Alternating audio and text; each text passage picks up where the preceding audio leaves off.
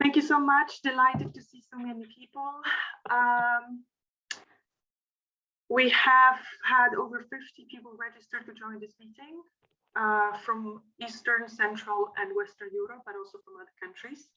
It's meant to be interactive.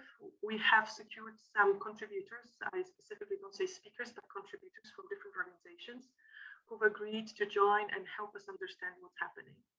The objective of this call is to address an unprecedented humanitarian crisis that is impacting innocent people in Ukraine, and as a result as well will have implications in other countries. I myself am Polish and feel extremely affected and impacted by what's happening, but I also want to ensure that whatever we do with our communities that we advocate for and represent at heart.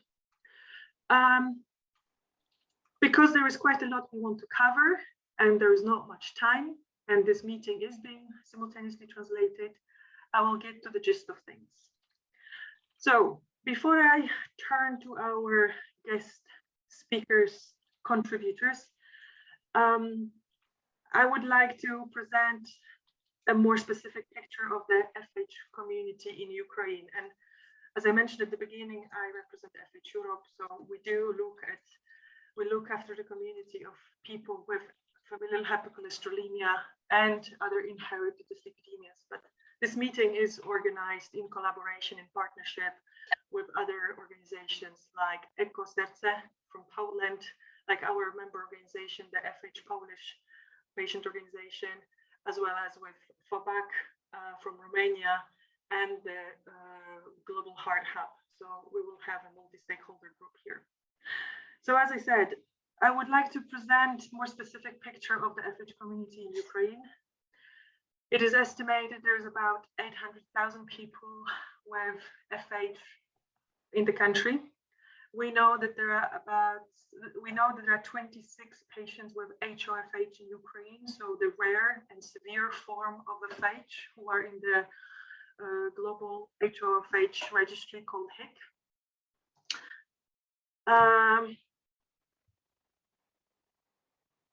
The most prominent national expert in Ukraine who is dealing with lipid conditions is Professor Olenna Michenko, who looks after FH patients community. She personally made an enormous efforts to make an Ukrainian patients organization. She's also been involved in huge efforts to allow PCSK9 inhibitors in the country so they would be available and reimbursed. She leads the National FH Registry. And since the war broke out, I've been trying to get in touch with Olenna, with Professor Michenko over Messenger, and trying to understand what the situation in Kiev is, because that's where she's based. Just a small personal comment here. When the situation got worse in Ukraine over the days, I offered her to help to move her out of Ukraine and secure a safe place in Poland or another country. And what was extremely moving, she actually responded, "I cannot leave, I have to stay with my patients." So over the past days, we tried to engage her to join this meeting, but as you can imagine, it's extremely difficult and dangerous. And so I was hoping that she would be with us here today to understand what's going on the ground and how we as a community, international community of patients, but also other stakeholders could help. But as I said, our connections were very often interrupted by sirens, bombing, and power or internet cuts. With that, I'm hoping that some of the colleagues joining us from Poland and who are in touch with her can share a little bit. So I'm absolutely delighted people are joining continuously. But as I said earlier, we have on the call Agnieszka from Eko Serce, a very prominent person in the Polish community. We have Marzena from the Polish FH Patient Organization, Mariusz, who you potentially know if you follow FH Europe, who represents today both FOBAC, but also Inomed from Romania. Professor Maciej Banach, who is wearing multiple hats He leads the Polish Lipids Organization Society, as well as runs the International Lipid Expert Panel and sits on the EAS. Unfortunately, might not be able to join last minute changes. He's very much involved in organizing transportation of medical supplies between Poland and Ukraine and setting up different units of help, humanitarian help. So we will see if we manage to get him join or not. And finally, we have Neil Johnson, who will offer, hopefully, together with all the other speakers, more of a global, international perspective, and also zoom out on CVD community. Ladies and gentlemen, if I'm getting a little bit emotional, please forgive me. I actually have prepared notes not to get off the script, so you will see me reading. This is meant to be interactive as much as we can. So if you have any questions, please feel free to use the chat function, but also by raising your hand, you can ask questions. But I would like to first give an opportunity to our contributors with whom we prepared this meeting to speak. The first one is Agnieszka Michenko from Poland. She will be speaking to us in Polish, hence it's really important for those of you who do not speak Polish to click on the little globe at the bottom of the panel where it says interpretation and to choose English language so you can hear the translations. Agnieszka, thank you for joining us today. In normal circumstances, you are the leader of Poland's biggest cardiovascular disease patients organization called EcoSerce. You're actively involved in nationwide campaigns to help raise awareness of CVD, as well as advocating for improved and equitable access to treatment for people living with CVD in Poland. For the past 12 days, however, you have been extremely active on the ground in Poland together with other patient organizations.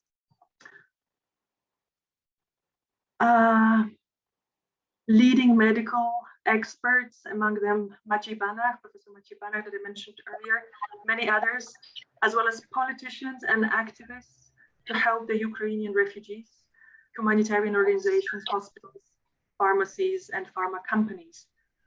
Agnieszka, please help us understand what is happening in Ukraine and what is happening in Poland right now. Over to you. Witam Was wszystkich ciepło. Trudny to jest czas, w którym przyszło nam się spotkać, ale nie będę, że tak powiem, popadać w jakieś skrajne nastroje.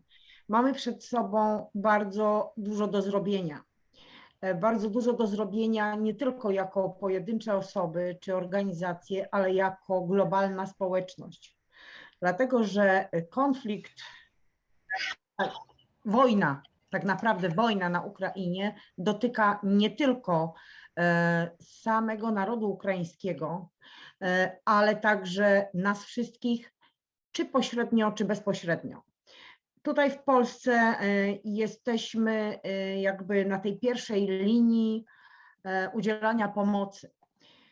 Wyobraźcie sobie, że na dzień dzisiejszy polską granicę w ciągu tych 11 tak naprawdę dni, dzisiaj jest 12, przekroczyło polską granicę ponad 1 200 000 osób, Ukraińców, którzy uciekają przed wojną. Wśród tych osób to są w przeważającej większości matki, czyli kobiety z małymi dziećmi, to są osoby chore, to są osoby niepełnosprawne, to są osoby starsze, ponieważ wszyscy mężczyźni do 60 roku życia zostają na Ukrainie. Jako taką informację chciałam Wam też powiedzieć, że ten ruch na granicy polsko-ukraińskiej odbywa się również w dwie strony. W tamtą stronę, czyli na Ukrainę, od momentu wybuchu tego konfliktu wracają młodzi, starsi mężczyźni po to, żeby bronić swojej niepodległości, swojej wolności i demokracji. W tamtą stronę jeżdżą również konwoje z pomocą humanitarną i może Jest dzisiaj z nami tutaj moja serdeczna przyjaciółka, która też jest współprowadzącą organizację związaną z chorobami kardiologicznymi, to jest Stowarzyszenie Metalowych Serc. I tak się składa, że Ela Malec mieszka na przejściu granicznym w Medyce, czyli w miejscu, w którym największa ilość uchodźców przekracza naszą granicę. Ela bardzo mocno na miejscu angażuje się w koordynowanie wszystkich działań. Jako organizacje jesteśmy w stałym kontakcie również z samorządami tych miast, które leżą przy granicy, gdzie są przejścia graniczne. Między innymi z prezydentem miasta Przemyśla, czyli najbliżej leżącego przy Medyce. Moi drodzy, nie będę się rozwodzić, powiem, jak wygląda na dzisiaj sytuacja, jeśli chodzi o tą olbrzymią ilość osób, które już są u nas na terenie kraju. Dużo do życzenia pozostawia koordynacja tych wszystkich działań, może dlatego, że nikt, ale to nikt nie spodziewał się, że przyjdzie nam się zmierzyć z takim eksodusem.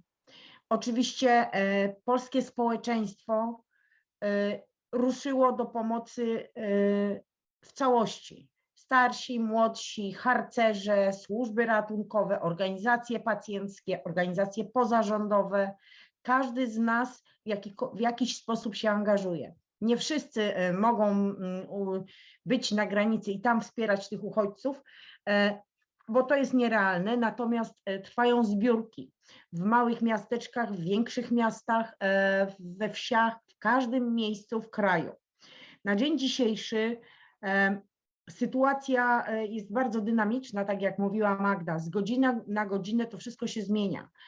2, 3, 4 dni temu była pilna potrzeba dostarczenia dla uchodźców, którzy znajdują się w tych miejscach przygranicznych, na halach, które zostały na szybko zorganizowane, żeby ich przyjąć.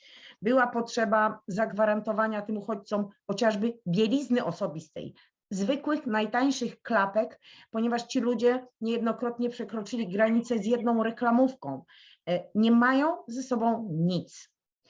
Oczywiście tu służby też działają, natomiast przerosła nas chyba trochę skala tego zjawiska.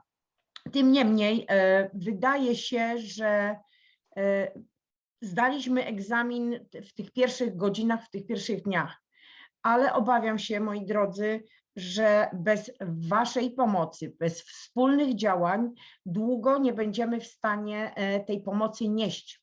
Na wczorajsze wieczorne informacje na przejściu granicznym w Korczowej na jednej hali jest 14 000 osób, a hala jest przeznaczona na mniej więcej 6-7 tysięcy uczestników. Więc możecie sobie wyobrazić, jaka to jest ogromna masa ludzi. Ci uchodźcy też są przewożeni oczywiście w głąb kraju. Ja dzisiaj też już mam informacje z Dolnego Śląska, z Wrocławia, że tam też już nie ma miejsc. Bardzo dużo osób udostępniło swoje domy, mieszkania, udostępniane są świetlice, udostępniane są domy, tak zwane domy kultury, hale. Największą takim miejscem, które może pomieścić około 30 000 uchodźców, to są takie hale targowe w Nadarzynie pod Warszawą. Część z tych osób, które uciekają przed wojną, ma do kogo pojechać, bo ma rodzinę, ma znajomych w innych krajach Europy, bądź mają się, że tak powiem, gdzie podziać. Natomiast jest ta część, która jakby ma takie zaplecze w postaci rodziny czy znajomych i może gdzieś dalej się udać, to już ta fala już przeszła. Teraz na granicę do nas docierają osoby, które czekały, że sytuacja się zakończy szybko, i to są osoby, które tak naprawdę nie mają nikogo, nie znają nikogo. My jako kraj i oczywiście nasz rząd też dzisiaj debatował na temat ustawy, którą w piorunującym tempie będą głosować, o pomocy dla wszystkich uchodźców, o zagwarantowaniu im na 1,5 roku możliwości za mieszkania, opieki zdrowotnej, zapomogi finansowej, możliwości również, żeby dzieci mogły korzystać z nauki w szkole. Jest bardzo duże zapotrzebowanie na tłumaczy, na osoby, które znają język rosyjski bądź ukraiński. My wszyscy się bardzo mocno mobilizujemy, żeby tym ludziom pomóc, natomiast tak jak powiedziałam, to jest ogrom osób, ogrom. Zaczyna brakować podstawowych rzeczy i nie dlatego, że my nie chcemy tego zrobić, tylko nikt nie przewidział, że w jednym miejscu nagle jest kilkadziesiąt tysięcy osób, którym trzeba zapewnić pomoc medyczną, którym trzeba zapewnić wyżywienie, pomoc psychologiczną, opiekę taką po prostu ludzką. Wiem, że wielu z Was w swoich krajach jako organizacje, jako prywatne osoby i nie tylko, chcecie się włączyć w tą akcję pomocy, już się włączacie, ale bardzo Was proszę, jeśli możecie, żebyście podeszli do tego racjonalnie, do tej pomocy, bo dzisiaj jest jak jest. Nie wiadomo, jak duża ilość tych osób jeszcze do nas napłynie, ja mówię tu o Polsce, bo jesteśmy jakby najbliżej. Na ten moment oni mają zabezpieczone, powiedzmy, odzież, tego typu rzeczy, takie podstawowe. Zabawki też dzieciaki dostają, natomiast my musimy ich wyżywić. Musimy im zagwarantować opiekę medyczną, czyli na przykład lekarstwa, których oni ze sobą nie zabrali albo zabrali, ale im nie wystarczą. Zanim pewne mechanizmy u nas w Polsce zadziałają systemowo, to minie ileś czasu. Stąd taka nasza jakby sugestia, jeśli chcecie pomagać, jeśli chcecie prowadzić jakieś zbiórki, w jakiś sposób pomagać tym osobom, to róbcie to racjonalnie. Bądźcie w kontakcie, na polskich stronach też są informacje bieżące, jakie są potrzeby. My oprócz tego, że skupiamy się na tych osobach, które już tutaj mamy, na terenie Polski i tutaj staramy się im zagwarantować wszystkie potrzebne rzeczy, to drugim obszarem, który realizujemy, to są wysyłki najpotrzebniejszych, pilnych asortymentów tam po stronie ukraińskiej. Był moment, gdzie apelowaliśmy na przykład o namioty, o ciepłą odzież i cały czas apelujemy, słuchajcie, o jedną rzecz. Środki opatrunkowe, wszystko to, co jest przydatne na wojnie. W naszych hurtowniach, u naszych producentów już tego brakuje. W ubiegłym tygodniu udało nam się z Francji sprowadzić 6 palet worków do transfuzji krwi, ponieważ w Polsce ich nie ma. Więc to są takie potrzeby jakby dwutorowo. Jedna potrzeba zaopiekowanie się i potrzeby osób, które już są na terenie u nas w kraju, a drugi obszar to są te osoby, które zostały jeszcze na Ukrainie i walczą. Thank you so much, Agnieszka. And we had an agreement in preparation to this call that you will be very gentle, even though there is a lot of very drastic, terrifying and terrible details you've been sharing. We've agreed that you will be very delicate with the audience because we are so far away, living our comfortable daily lives, when even imagining half of what you're saying sounds and seems like a movie. But the stories go on. And I would want to make sure that everyone gets a chance to hear it, and if they're interested, definitely you should be able to connect and get more details.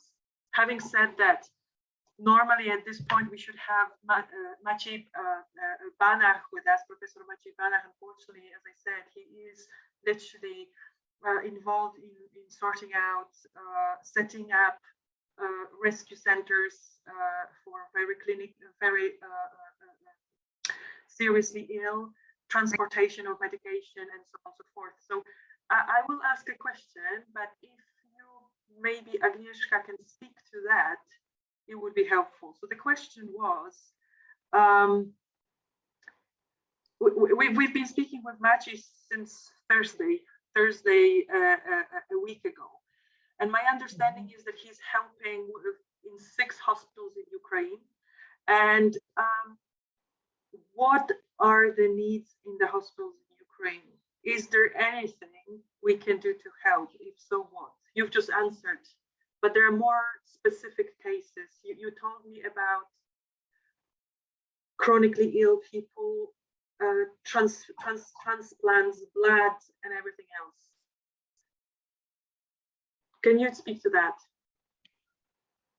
Tak, Magda, ponieważ ja z Maćkiem Banachem, z panem profesorem od momentu wybuchu tego konfliktu jestem w stałym kontakcie i staram się, znaczy nie ja, tylko nasza organizacja i pozostałe organizacje staramy się przekazywać wszelkie zapotrzebowania, wszelkie informacje, które do nas spływają od osób prywatnych bądź od lekarzy, którzy pracują w szpitalach na terenie Ukrainy, bo mamy tam też znajomych, mamy informacje od pacjentów, którym udało się z nami skontaktować, więc to wszystko przekierowujemy też do Maćka Banacha.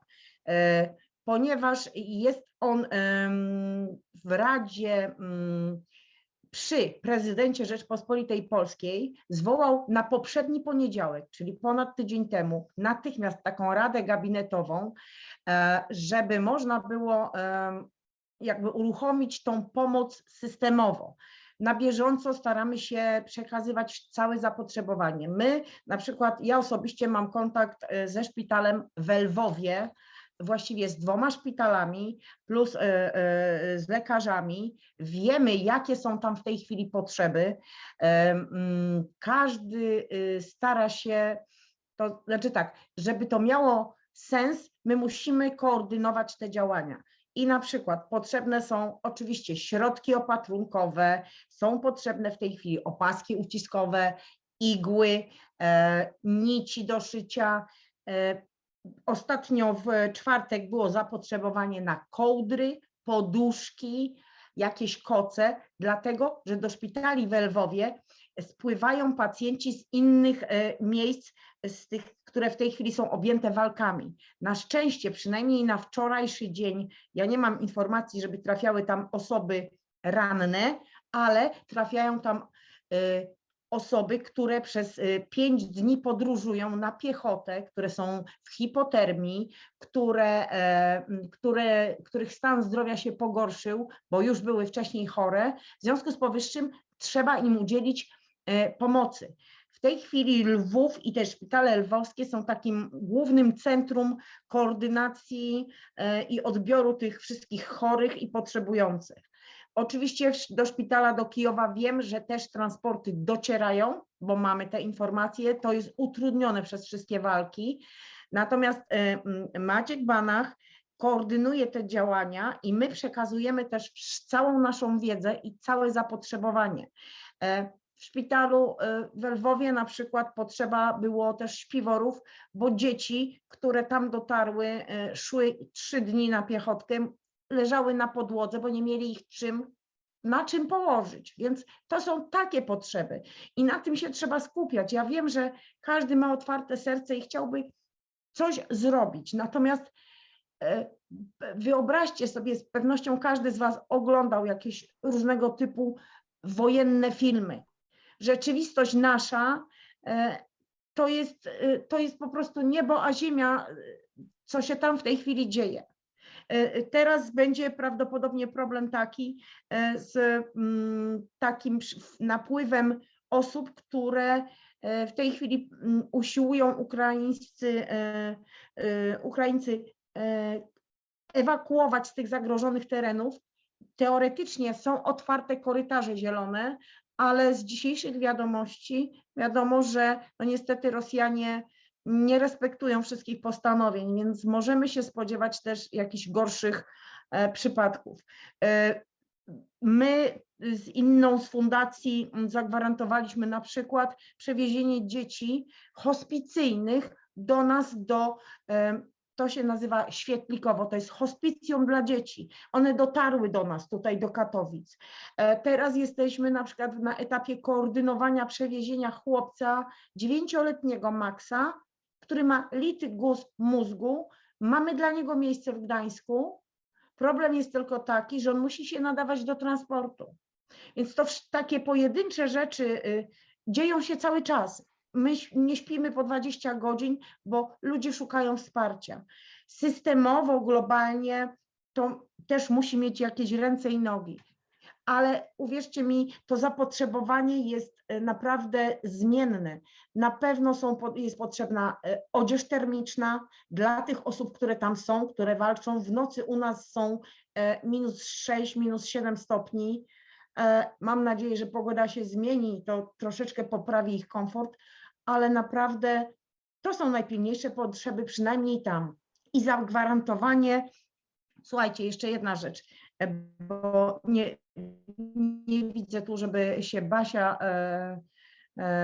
zalogowała. Barbara Kucharska, to jest prezes Fundacji Diabeciaki. Ona zajmuje się dla dzieci. W ubiegłym tygodniu zgłosiła się do nas lekarka, która w tej chwili przebywa w schronie w Mariupolu z 8 dziećmi i 6 dorosłymi, którzy są diabetykami i potrzebują insuliny. My jako organizacje pozarządowe nie mamy możliwości zakupu czy powiedzmy dużego transportu zrealizowania. Może to zrobić tylko system. Przepraszam tylko na sekundkę. Can I just get a bit of a clarification from you guys? It looks like we've lost translation and nobody can hear English anymore. I would like to address now Karolina and Piotr, who are the translators. It looks like the last words were not translated. Can I please ask Piotr or Karolina to turn on your cameras and let me know what's happening, if you have any idea? Hold on, because you are speaking in a different channel. Did you hear the story about Mariupol and the diabetes kids or not? Hello, hello, hello. Do you hear me? We can hear you. We can hear you. You can hear me. Okay, so the Mariupol story, did you hear the Mariupol story? The kids in the basement in the shelter? No. Okay, so there is a doctor with 8 kids with diabetes and some adults too.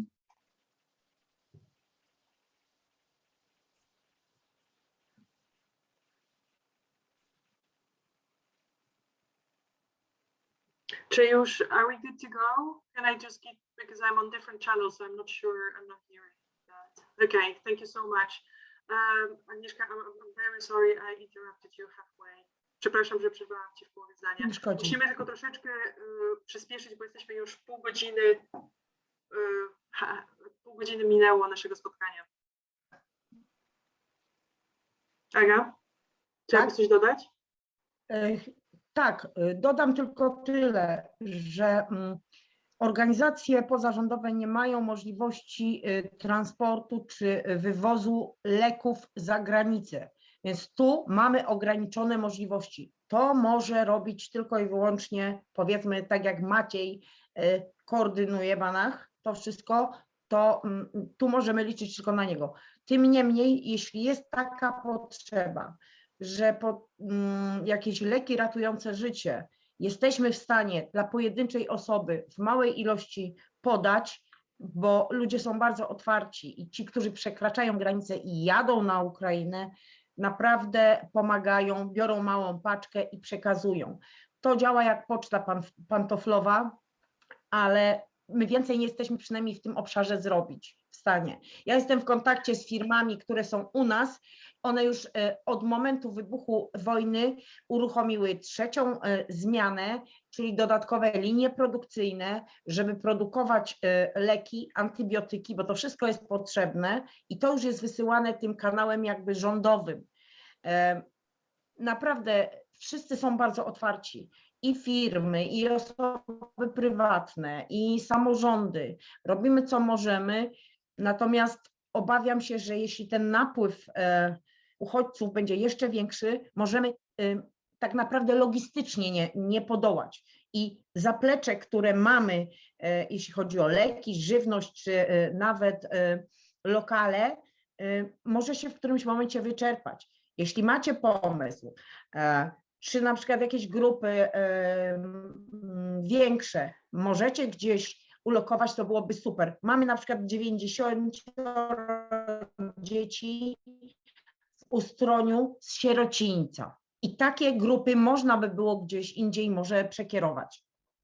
Aga, thank you so much. I think because we are recording this call, I will try to go back and distill all the calls for action, and they do vary. But we do know that the situation is extremely dynamic and changes from one hour to another. I think what I heard you say, it's really extremely important for systemic or system-created, system-based solutions. Only in very selected cases, life-saving cases, individual help is possible. But we really need to look at systematic or system-based solutions.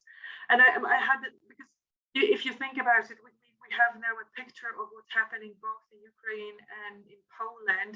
Obviously, it might look slightly different in Romania, and I'm hoping that Marius will help us understand what's happening there. But this call brings together a multi-stakeholder group of people involved in cardiovascular diseases, or and I wanted to make sure that you get your information needs satisfied. And normally I would have asked Maciej Iwanak, if he was here with us, if he could tell if there have been any specific individuals or group of individuals among those refugees who know that they have, for example, FH, and they are seeking help already after crossing the border, Poland, Romania, Slovakia. And if it is happening in any of the neighboring countries, are there any gaps that have been already observed? What would be most helpful, considering that those people will speak Ukrainian? Not all of them, some of them will speak Polish, but not all of them will speak German, English, French, not even Romanian. And I wonder again, I'm focusing now on patients, but are there any specific needs and gaps observed by local doctors in those neighboring countries? So that would have been the question asked to Maciej, but hopefully maybe Marius could answer, as well as Marzena. So we have Dr. Marzena Romanowska, who actually runs the Polish FH organization, and herself is a cardiologist and works at the Gdańsk hospital. I think it's important to add that Gdańsk is far north in Poland, so it's not on your regular route of escape. You really have to want to go to Gdańsk to end there. But this is a question for you, Marzena, and we are changing a little bit the flow that we agreed on for this call. But I hope it's in your slides you can address some of those points. And as you will be answering, can you tell us if you have observed any issues and implications on people already in the neighboring countries? So access to treatment, supplies. I don't know. We were thinking about, is there disruption in terms of clinical trials or anything else? You tell me. I'm keen to hear from the FH community perspective. So over to you, Marzena. Dziękuję. Ja rozumiem, będę mówić po polsku, tak? Karolina, pomożesz mi tłumaczyć. Jeżeli chodzi o... Proszę cię, zamknij. Jeżeli chodzi o jakieś niedostępności leków, to na razie o tym nie słyszymy. Ja pracuję w poradni hipercholesterolemii i na razie od pacjentów nie słyszę, żeby były problemy z kupnem leków na obniżających cholesterol. To, co my mamy w Polsce dostępne, ja poza tym, że mam tutaj te kilka slajdów, które tutaj Wam pokażę.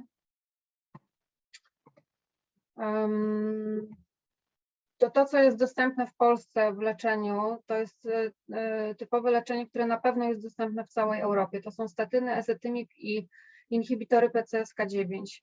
Napisałam tutaj ceny leków, które stosowane są u nas z refundacją i bez refundacji, ponieważ w tej chwili, pomimo tego, że mamy informację, że ta specustawa, która była przegłosowana dzisiaj w Sejmie, ona przeszła, czyli że pacjenci, może nie pacjenci, tylko uchodźcy z Ukrainy będą traktowani tak jak wszyscy inni polscy pacjenci, czyli będą mieli prawo do refundacji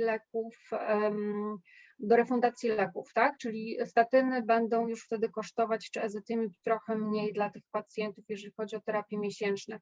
Jeżeli chodzi o inhibitory PCSK9, jest to na tyle, jest to dostępne w Polsce tylko i wyłącznie w programie lekowym, czyli trzeba spełniać określone kryteria, żeby się do tego programu dostać. I wówczas te leki, które są bardzo drogie dla kieszeni każdego pacjenta, czy polskiego, czy innego, będą refundowane w 100%. I z tego, co wiem, mamy informację, że uchodźcy nie wiemy kiedy dokładnie, no bo ustawa dzisiaj przeszła, natomiast my nie mamy jako lekarze jeszcze żadnej informacji, jak to będzie wyglądać w praktyce, ale poza tym, że leki będą refundowane, to ci pacjenci będą mogli wejść również w uczestnictwo tych programów lekowych, więc te inhibitory będą dla nich również dostępne. This is an absolutely fabulous piece of information, because when we spoke about it with Michenko 2 days ago, she said that wouldn't be possible. So 48 hours later, amazing. Pamiętajmy tylko, że dojście do programu lekowego w Polsce jest trudne nawet dla pacjentów z Polski. W tej chwili, pomimo tego, że program istnieje ponad 2 lata, w programie lekowym jest nieco ponad 300 pacjentów, więc jakby wejście do tego programu jest utrudnione i to może być też utrudnione dla pacjentów, dla uchodźców, tak? Bo kryteria wejścia są po prostu trudne do spełnienia dla tych pacjentów. Natomiast jeżeli to będą uchodźcy z już rozpoznaną hipercholesterolemią rodzinną, wtedy ten problem będzie dużo mniejszy, tak? Więc to prawo tutaj, jak przygotowałam te slajdy, to jeszcze napisałam, że to prawo jest przygotowywane, natomiast dzisiaj faktycznie to już po południu przeszło, że uchodźcy będą traktowani tak jak wszyscy inni polscy pacjenci i to będzie zarówno i refundowane recepty, dostęp do lekarzy specjalistów, dostęp do hospitalizacji, więc wszystko to, co mamy dostępne i to wszystko będzie finansowane z Narodowego Funduszu Zdrowia, czyli z budżetu państwa, tak? Dotyczyć to będzie tylko i wyłącznie uchodźców, którzy po 24 lutego weszli poprzez granicę Polski, tak? Natomiast my w dalszym ciągu czekamy na jakieś szczegóły i jak będziemy to mogli w praktyce wykonywać w naszych przychodniach i w naszych poradniach. To, co ja jeszcze znalazłam dodatkowo a propos takiej medycznej pomocy dla uchodźców z Ukrainy, to to, że została otwarta taka platforma telefoniczna, która działa poza godzinami normalnych godzin przychodni, ponieważ przychodnie działają do godziny 18, natomiast po tej godzinie i w weekendy zawsze można zadzwonić pod ten numer telefonu. Tam są osoby, które mówią po ukraińsku, są też osoby w jakiś sposób, nie wiem, w języku migowym, jeżeli tak było to napisane, że są w stanie się porozumieć i tam będzie możliwość uzyskania czy konsultacji medycznej, czy przepisania recepty, czy skierowań do szpitalu lub testów na koronawirusa, tak? Jest też... Michenko, przepraszam, I've got a question for you. If this is already implemented and it sounds really very positive, how would anyone, a patient, be even informed about it? How would, I mean, you are informing us in Western Europe, Central Europe, internationally. How would a Ukrainian know about it? Na razie ja tego jeszcze nie wiem. Ja to znalazłam tylko i wyłącznie jako informację na Twitterze rządowym. Tak, więc nie wiem, jak ta informacja jest przekazywana dalej do uchodźców. Tak, tego nie jestem w stanie powiedzieć. Na pewno dużo osób, bo mamy też znajomych, którzy z Polski korzystają, mają gdzieś tam chorego znajomego na Ukrainie i korzystają z infolinii rządowej, żeby takie osoby ściągnąć do nas do Polski. Ale na razie podaję to, co znalazłam. Wszystko w tej chwili powstaje na gorąco, z dnia na dzień się zmienia. Trudno powiedzieć, czy coś na razie działa, czy nie działa. Naprawdę Thank nie you. jest... We are not testing. I'm not testing you. I'm just trying to understand, demonstrate how dynamic it is, how positive it is, but also what else needs to be done for it to be effective. So I just took the liberty to interrupt you. I'm so sorry. Ostatnia rzecz, którą chciałam powiedzieć, to już są takie rzeczy, które to są takie oddolne inicjatywy, niezwiązane z rządem. Nasze Towarzystwo Medyków Rodzinnych stworzyło taką stronę internetową, gdzie zgłaszają się wszystkie jednostki szpitalne, zarówno POZ-y, czyli podstawowa opieka zdrowotna, jak i szpitale, gdzie są dostępne porady medyczne w języku ukraińskim, rosyjskim i angielskim. I na tej stronie te jednostki się zgłaszają, tam osoba, która wejdzie na tą stronę, oczywiście wszystko w języku ukraińskim, może znaleźć sobie najbliższe miejsce, gdzie taką pomoc we własnym języku, czy tam języku, który rozumie, otrzymać, tak? To wszystko jest stworzone z wolontariatu i tutaj chciałam tylko Wam pokazać, że to wygląda w ten sposób, tak? Tam się opisuje, w którym się jest miejscu, to oczywiście tego jest jeszcze bardzo mało, tak jak ja sprawdziłam, to jest dostępne jedynie w większych miastach, Warszawa, Gdańsk, Wrocław, tego nie ma w mniejszych miastach, ale mam nadzieję, że tego będzie po prostu coraz więcej. Super, Marzena, thank you so much for preparing that. It's really, really helpful. I can see that Agnieszka has raised her hand and wants to add something to it. Agnieszka, do you go ahead, please? Jeśli mogę, do tego, co powiedziała Marzena, ja się bardzo cieszę, że wspomniała to, ponieważ no ja mam taką ilość informacji, że mnie to też umknęło. U nas w Polsce są również media. Radio RMF FM na swoich stronach internetowych podaje wszelkie informacje, można tam zajrzeć, również są informacje po ukraińsku, więc to jest taki najprostszy i najszybszy kontakt, żeby zorientować się, gdzie szukać pomocy, gdzie się zgłosić. Są centra koordynacyjne, do których już, tak jak Marzenka powiedziała, takie informacje są udostępniane odnośnie pomocy w poszczególnych grupach chorobowych. My przygotowaliśmy z telemedyczną grupą roboczą również ulotki, które w tym tygodniu powinny już trafić też do tych centrów pomocowych i koordynacyjnych odnośnie korzystania z form telemedycyny, czyli zdalnych jakichś połączeń, konsultacji i tak dalej. I też w języku ukraińskim.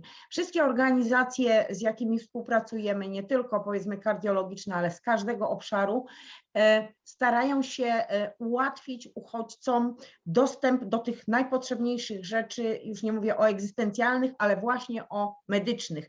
Starają się na swoich stronach też publikować informacje po ukraińsku, czy po rosyjsku, czy po angielsku. Więc to się dzieje dynamicznie. To trzeba tylko teraz dobrze skoordynować i mieć zewnętrzne wsparcie, bo sami w którymś momencie po prostu wyczerpiemy swoje możliwości. Thank you so much, Agnieszka. I'm very mindful of time. Obviously, we want to share quite a lot, and our assigned 5-minute slots are just impossible to stick to. So I'm already grateful if we have an agreement that we might extend it by 10 minutes. I can see that there is a lot happening in the chat.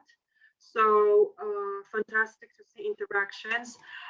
Just a very simple, very quick question, and I'm expecting a very quick answer. Marzena, have you heard about any cases of anyone specifically with HoFH, FH, FCS, elevated LPLA? I'm throwing those things and I assume I know the answer, but hey, anyone coming to your patient organization so far? No, not yet. Thank you. That doesn't necessarily mean that they're not out there. They might not have had a clue that there was a patient organization dedicated to it. Okay, I will try to swiftly move to our next contributor, next speaker. We have Marius, who is joining us from Romania. Marius, you're wearing multiple hats, as I said. Today, you will represent both FOBAC, the FH patient organization in Romania, but you're also FH Europe's trustee, chair of the Policy Advisory Committee. Finally, you're founder of Inomed, so you are deeply involved in cancer care. So there are some maybe good practices from other communities that we can observe and implement. However, how is your experience so far with the incredible influx of people at such a short period of time? How is Romania, but as well neighboring Moldova, coping? And I have some follow-up questions to that, but help us understand, compared to Poland, what is happening there? Thank you, Magda, for the introduction. First of all, I'm an European citizen, and as Romanian, we actually wait for many years to join the European Union. So a lot of my thoughts will be from this perspective, and I will try to show, compare with Moldova, how important it is to be part of the EU, especially in these times of war and crisis.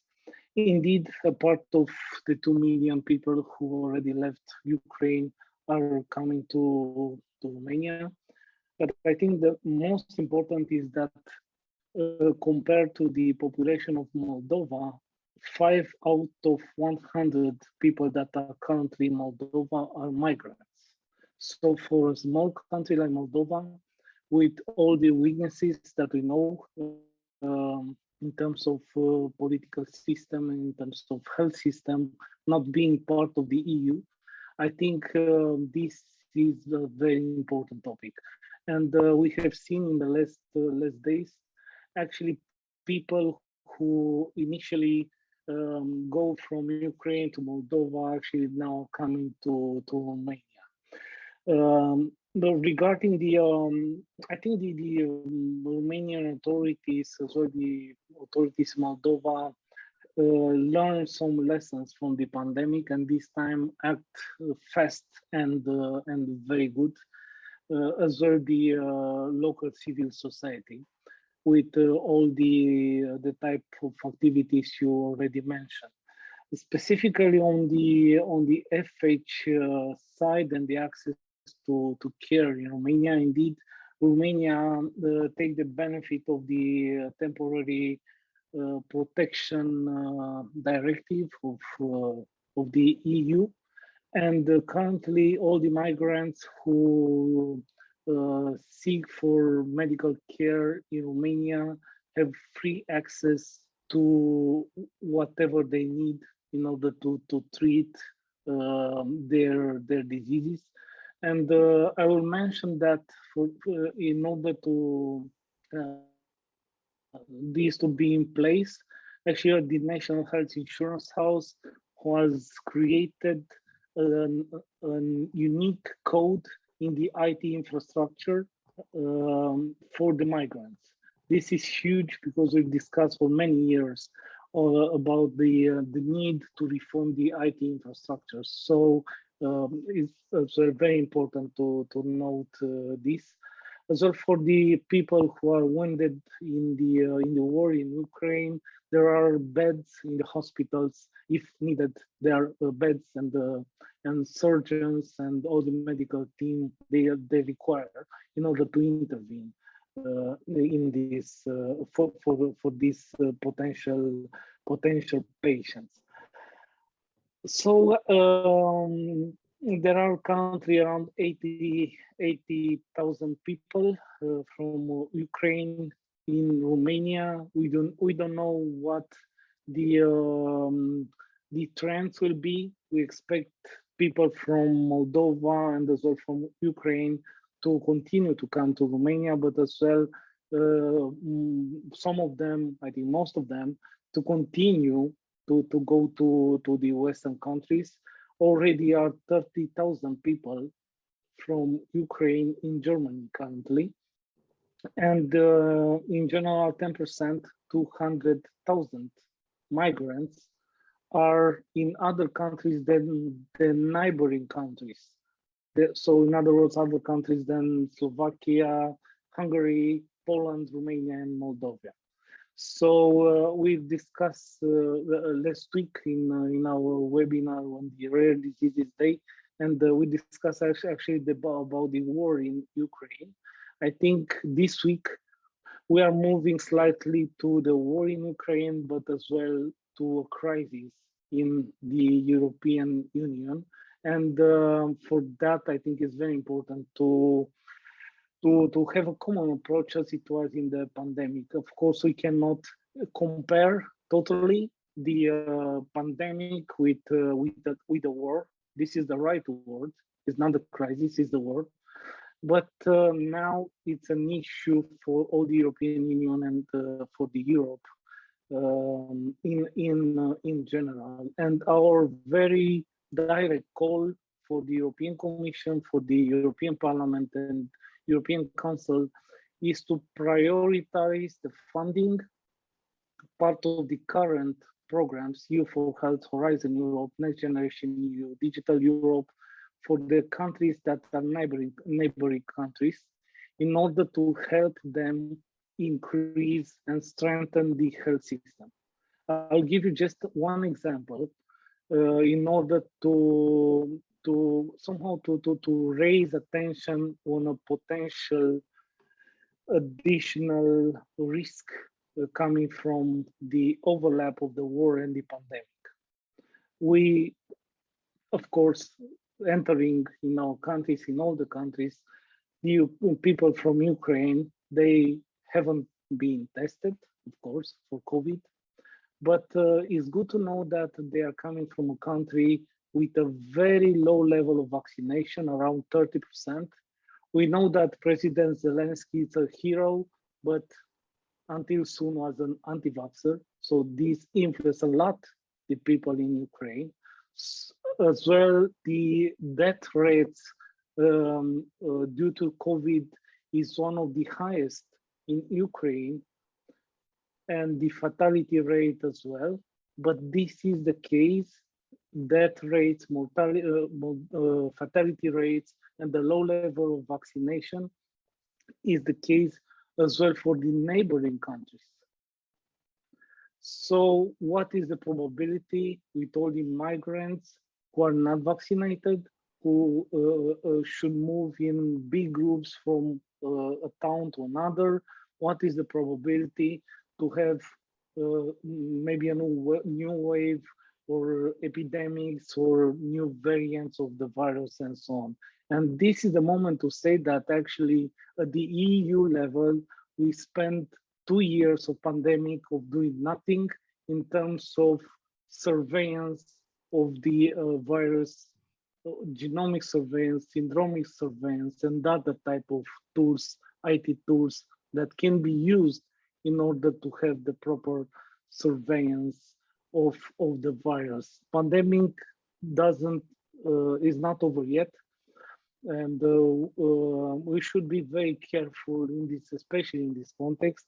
And because we know from Spanish flu pandemic that the second wave of the Spanish flu pandemic was related to the troops coming from the First World War to the home countries.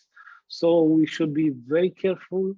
There are others like tuberculosis, other infectious diseases with a very high prevalence in Ukraine. So I think we have a major public health threat and a major public health issue related to the war in Ukraine. I think I can stop now. Maybe later we have the chance to discuss a little bit on how actually the Europe has changed, how the European Commission has changed already the priorities and what will be the impact on the health. Because health, especially in the context of the pandemic, but as well before with the cancer topic, was a priority at the EU level. But now I think there are other priorities. The defense expenditures increase. So this is, of course, in times of war, a priority or should become a priority. But as well, other economic implications should be prioritized as well. So we have to fight, I think, in order to put again health very high on the agenda, and imagine how difficult it is for such a small topic like FH to be again, as it was last year with the technical meeting in Slovenia on prime time. Thank you so much, Marius, for bringing that point. You have already answered to my second question. I have still one question to our last contributor and one question to the whole, let's say it, panel. So, ladies and gentlemen, we have now reached the original end time, and I can understand that some of you have families, children, and other things to do. We also have fabulous interpreters who are with us. I would like to propose that we extend this call by 15 minutes, but I would like to first hear from Karolina and Piotr, if they can stay with us to translate. If not, unfortunately, I'm obliged to release them and they will have to stop translating for Agnieszka. You're okay to stay. Thank you so much. Anyone else who needs to step out, we all understand that. Thank you so much, Marius. Over to you, Neil. Some people can ask, why are you on this panel? You're based in Ireland, you were doing Global Heart Hub. What has war in Ukraine to do with what you do and what we do together as partners, as collaborators? And today, again, you wear different hats. You represent CRI, which is a member of FH Europe, but also you lead Global Heart Hub. We've collaborated around the COVID campaign, Just Go, helping mobilize people to seek medical help when they were facing issues like heart attack, but also the recently launched awareness around ASCVD. I would like to ask you, after what you've heard so far, what role do you see for our organizations, our member organizations? What should we be doing? And has COVID crisis, pandemic prepared us for what we're seeing now? Any thoughts? Over to you. So firstly, thank you for thank you for the invitation to be part of the discussion. And like you asked the question, what am I doing on this call? I asked the same question myself. And suffice it to say that I'm really here, I think, to listen. From a Global Heart Hub perspective, what we've been doing for the last 2 years is trying to build an alliance of patient organizations. And a large number of those are across Europe. And I suppose I come to this call like everybody else, concerned about what's happening and asking, is there anything that we as a patient community can do? And so picking up on some of the threads that have already been mentioned, I guess the first thing is, at a practical level, I wonder, is there anything, as notwithstanding the fact that right now we have obviously governments at a national and European level very much focused on this humanitarian crisis, and we have NGOs and civil society all working towards this humanitarian objective. There are areas I guess we shouldn't be involved in, and potentially there are areas that we could be involved in. In the area of shouldn't be involved in, there was mention earlier about transfer of medicines. And I know that specifically there has actually been some very specific requests from government agencies not to send medicines to refugee centers and so forth. And while it might be our best intention to try and support people in distress, we could be actually doing more harm than good in actually sending medicines per se. There are other channels rather than direct transfer from patient organizations, and maybe others might have a view on that. But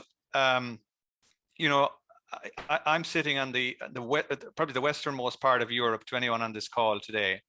And our government today are telling us that we can expect something of the order of 100,000 refugees coming to Ireland. I'm sorry, I need to ask you one thing, and I hope nobody on this call will take it the wrong way. Poland has got over 1 million, other neighboring countries have it in hundreds of thousands. UK allowed recently only 50 people to enter. How is Ireland gonna make it happen? You know, how is it possible that you envisage several, like you said, thousands? I missed your question. Sorry, say that again. How is it possible that Ireland is able to welcome? How is it possible that Ireland is able to welcome? You said over to 70,000. Did I hear correct? What I said is our government have indicated that they're expecting that we will receive over 100,000. And what the Irish government do and what the English government do are two separate issues completely. We're two separate nations. So I can't account for what the UK government are doing.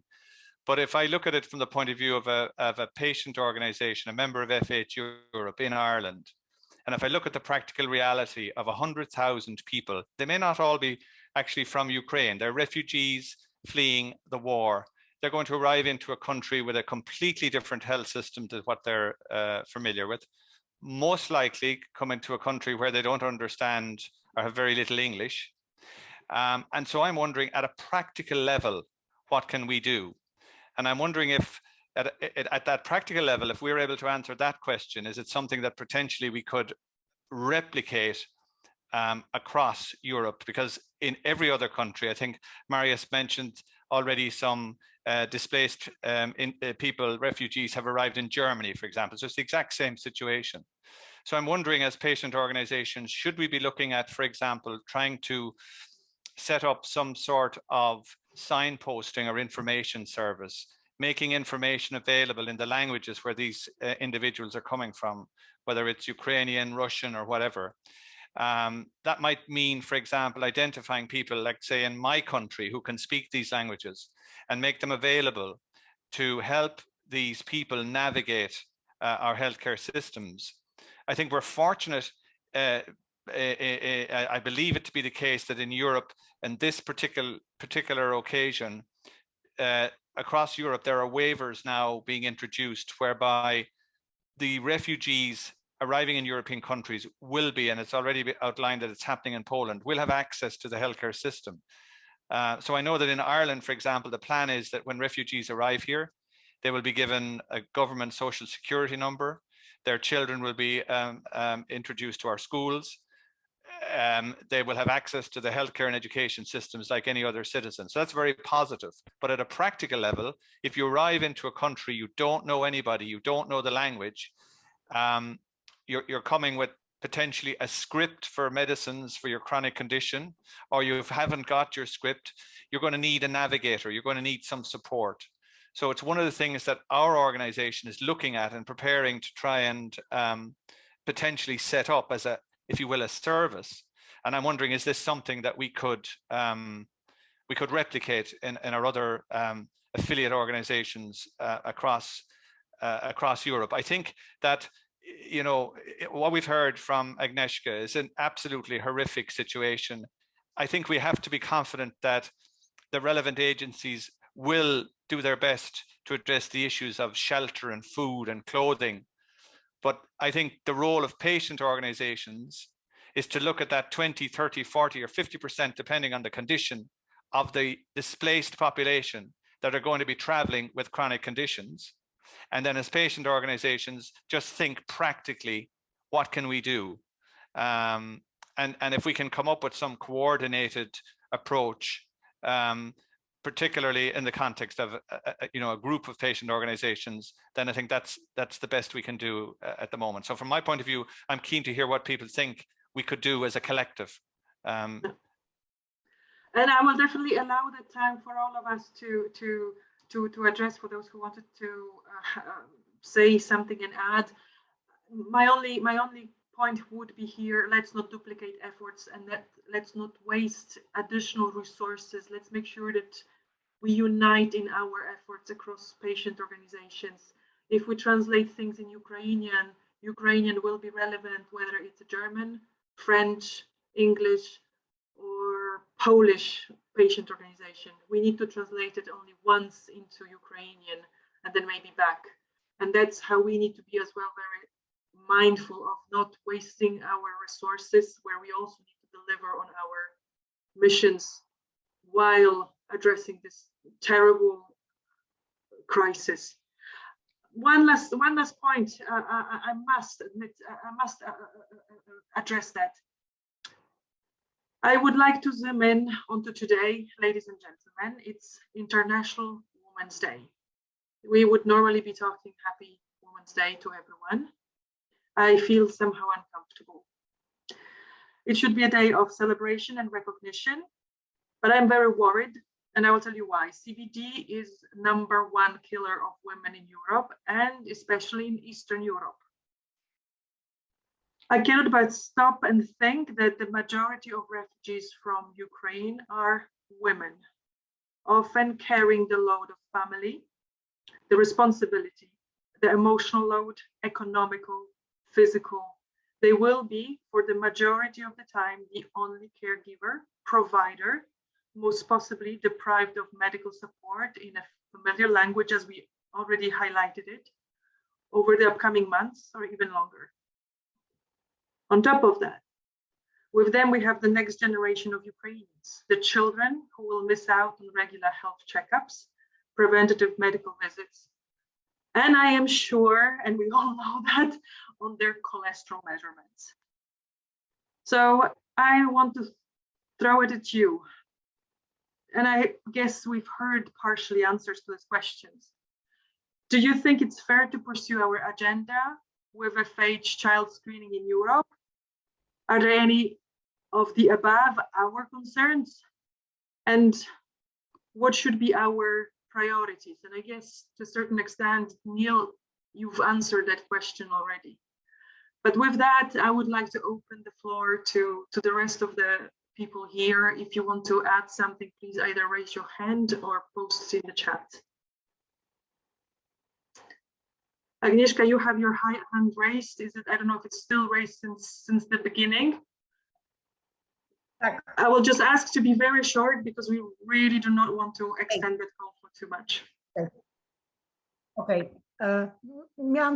Chciałam tylko powiedzieć tak, że bardzo dziękuję Nilowi, że zwrócił uwagę na to, że pewne rzeczy muszą być rozwiązane systemowo i ten jego pomysł, żeby po prostu tą informację dla uchodźców przetłumaczyć i rozpowszechnić po całej Europie jest genialny, natomiast ja tu bym sugerowała jeszcze taki pomysł, żeby zanim ci ludzie tam trafią w inne miejsca w Europie czy gdzieś dalej, żebyście poszukali właśnie tych współpracowników, którzy będą takim zapleczem dla was językowym, czyli już w tej chwili szukać po prostu osób, które mogą się przygotować na napływ tych uchodźców do waszego kraju, bo wtedy będzie to bardziej zorganizowane, będziecie mieć nad tym kontrolę i myślę, że po prostu łatwiej sobie poradzicie niż my w takiej nagłej sytuacji. To jedno. Drugie, ze względu na Światowy Dzień Kobiet wszystkim życzę przede wszystkim zdrowia i chciałam wam taką pozytywną tylko taką informację przekazać, że dzisiaj w Przemyślu na dworcu kolejowym, gdzie przyjeżdżają pociągi z uchodźcami, panowie strażacy, księża nakupili całe mnóstwo kwiatów i podchodzili do tych pań, do tych kobiet, Ukrainek, które wysiadały z pociągu i rozdawali te kwiaty. Wiecie, ten cień uśmiechu w oczach tych kobiet, które zostały w ten sposób przywitane, to jest naprawdę coś niepowtarzalnego, chociaż na moment. A w związku z tym, co Magda powiedziała, uważam, że nadal program przesiewowy powinien być realizowany w całej Europie, bo jeśli nie będziemy pomimo tego wszystkiego, co się dzieje na świecie, w Europie, na Ukrainie, dbali o nasze bezpieczeństwo i zdrowie teraz, tu, od najmłodszych lat, to źle się to będzie mogło skończyć. Dziękuję, Agnieszka. Thank you, Agnieszka. Mariusz, over to you. Yes, I will refer a little bit to the language problem, and we know that this is an issue. Fortunately, the governments, especially in Romania, but as well in Moldova, provide, including medical information and how they navigate the health system in Ukraine. So from the day one as well, the patient advocacy group, big umbrella organization from Romania, started the hotlines, I think in the day 2 or 3 after the start of the war. So I'm, very happy to see this happening. I didn't see it, like something feasible in such a short period of time. One more thing is that actually we have now 2 million Ukrainians in the EU. If you consider that this is a country, is bigger than many EU member states. And this country will become even bigger if I have seen that by Easter will be around 5 million migrants in the EU. So we have more or less a new country already in the EU. And for this new country, the European Union, the European Commission should have approaches as well in terms of health. I already mentioned the vaccination, and I think a vaccination program for the migrants for COVID, but we have to check if they need other vaccines, we don't know yet. This could be a very concrete action and something of a high value from public health perspective. Coming to a question, Magda, regarding the screening, I think the pediatric screening in this population for a period of time will be one of the less priorities. They have to adapt, they have to find a house, they find new jobs, a new way in their life. Not forget a lesson learned as well in the pandemic, that this new country come as well with his own culture, with his own behavior, with his own type of seeing the life and so on and so forth.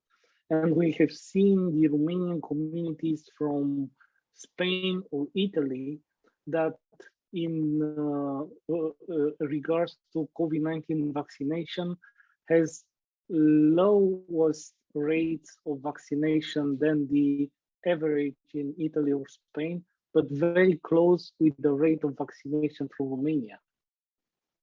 So you can imagine how important is this historic and cultural background for this. I see as a new country in the European Union. And one more thing I have to say is that the European Union already changed. And the declaration of the Vice President of the Commission, Mr. Timmermans, that the Commission will allow countries to start reuse coal because we don't have enough gas coming from Russia. This is in hard contradiction with all the narratives around the climate change and especially around the Green Deal. And we know that actually the Green Deal and digital are the main pillars of the EU policies for the next 7 years. So I expect, especially for the Green Deal, to see some major changes in the years to come. And we have to be very careful to see how this will impact other areas like health, because we see a lot of connections between climate change, the environment, and the risk factor for health. And this is related to my last point, which might sound abstract, is actually the values. This is something that we as citizens and We have the chance to be part of different organizations. We have the chance to discuss about the European values we have to defend. And this includes actually everything we discussed today. And the war in Ukraine is as well a threat for the European, in my understanding, values. And we have seen how difficult it was for some countries to come together in order to put some tough sanctions to the Russians. We see how difficult it is for the UK to accept migrants from Ukraine. I think it's a shame. It's really a shame because it's a lack of empathy, lack of understanding humanity, in fact.